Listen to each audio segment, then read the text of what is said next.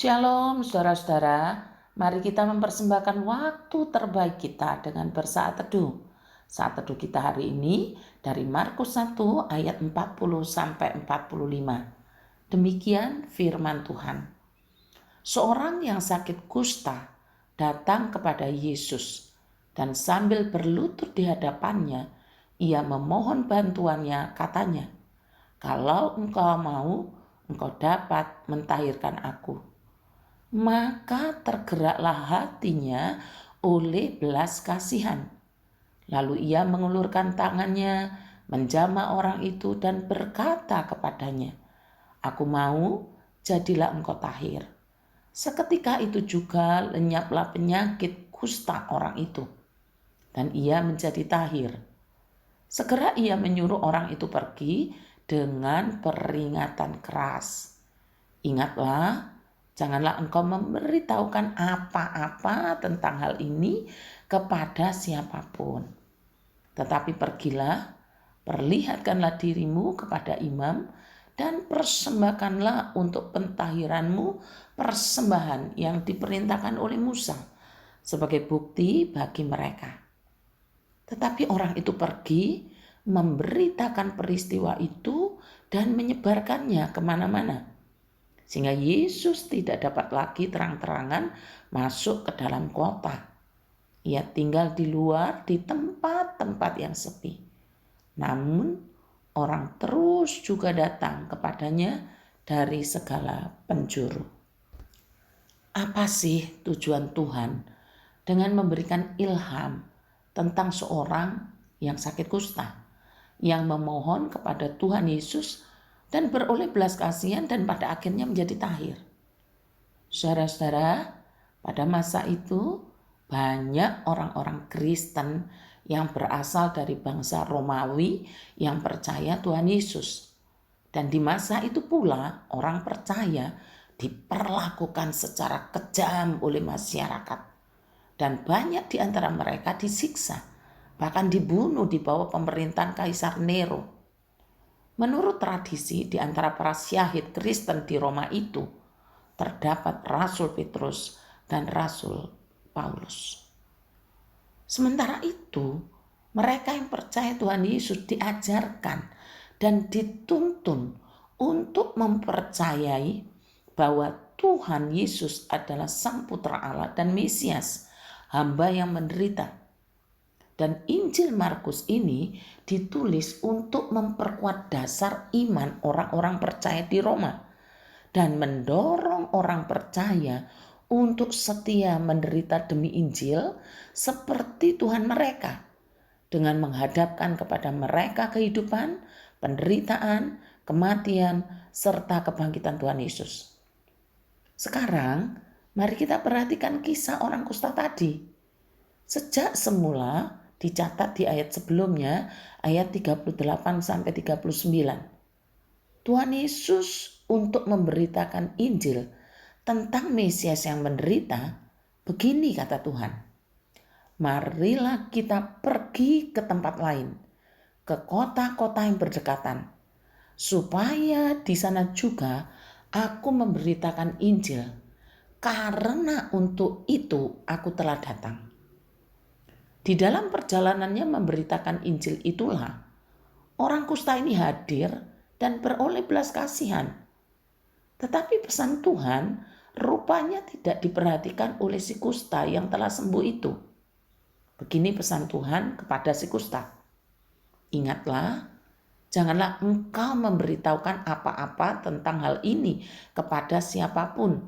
Tetapi pergilah, perlihatkanlah dirimu kepada imam dan persembahkanlah untuk pentahiranmu persembahan yang diperintahkan oleh Musa sebagai bukti bagi mereka."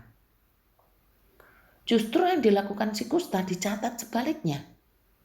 Tetapi orang itu pergi memberitakan peristiwa itu dan menyebarkannya kemana-mana, sehingga Yesus tidak dapat lagi terang-terangan masuk ke dalam kota. Ia tinggal di luar di tempat-tempat yang sepi. Namun orang terus juga datang kepadanya dari segala penjuru. Dalam terjemahan lain dicatat begini, saudara, "Tetapi sambil berjalan, ia berseru-seru memberitakan kesembuhannya. Akibatnya, orang selalu mengerumun Yesus, sehingga ia tidak dapat memasuki kota. Maksudnya tidak dapat lagi memasuki kota manapun dengan terang-terangan, melainkan harus tinggal di daerah tandus yang tidak berpenduduk dan dari mana-mana orang datang menemui dia di sana. Jadi begini, ketika orang banyak mencari Tuhan Yesus untuk mukjizat kesembuhan, maka Tuhan Yesus malah pergi ke tempat-tempat sepi. Artinya ke tempat yang tandus yang tidak berpenduduk. Apakah berarti Tuhan Yesus tidak mempunyai belas kasihan terhadap orang-orang yang terus mencarinya? Jawabannya punya. Tuhan Yesus punya belas kasihan. Salah satu contohnya adalah seorang kusta yang ditahirkan tadi. Tetapi mengapa ketika orang banyak mencari Tuhan, kok malah Tuhan malah pergi ke tempat sepi yang sepi sekali penduduknya? Jawabannya adalah karena tujuan Tuhan yang utama adalah Tuhan berkata begini, aku memberitakan Injil karena untuk itulah aku telah datang. Dan orang banyak itu mencari kesembuhan, bukan mencari Tuhan, bukan mencari Injilnya.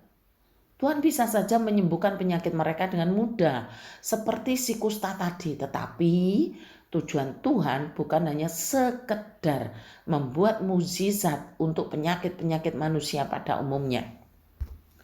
Yang Tuhan mau adalah mereka mempercayai Tuhan dan Injilnya. Sekalipun barangkali penyakit atau penderitaan apapun itu tidak sembuh. Kepercayaan kepada Tuhan Yesus dan Injilnya lebih penting. Dan inilah yang menjadi pesan utama bagi orang-orang Kristen di Roma yang waktu itu menderita. Bisa jadi mereka tidak sembuh atas penderitaan dan kesusahan berat yang mereka alami. Bisa jadi. Bisa jadi banyak di antara mereka yang meninggal karena imannya. Tetapi jika iman mereka kepada Yesus Kristus itu dengan sungguh-sungguh, maka orang-orang percaya justru bersedia menderita demi Kristus dan Injilnya.